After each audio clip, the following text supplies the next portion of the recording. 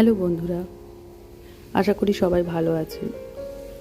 চারিদিকে এত ভেজালের মাঝে নিজের বাগানের গাছের যে কোনো সবজি বা ফল কিন্তু একটা বড় পাওনা। এই গাছগুলো অক্টোবর মাসে লাগানো হয়েছিল, যখন আমরা এখানে এসেছিলাম, এই ঘরটি ভাড়া নিয়েছিলাম। এর মধ্যে এত সুন্দর ফল দিচ্ছে গাছগুলো। আজকে আমি এই দুটো শশাই তুললাম, আর একটা ছোটো ছিল, তাই ভাবলাম দুদিন পরেই তুলব। আমার বরাবরই বাগানের খুব শখ ছিল, আর সেই বাগান করার শখ পূরণ করার জন্যই আমার বাবা এই এক টুকরো জায়গাতেই বেশ কিছু সবজির গাছ লাগিয়েছে, যেমন পালং শাক, ঢ্যাঁড়স, শসা, বেগুন, লঙ্কা গাছ, ধনেপাতা, এগুলো। পরে একদিন সময় করে গাছগুলো সব দেখাবো।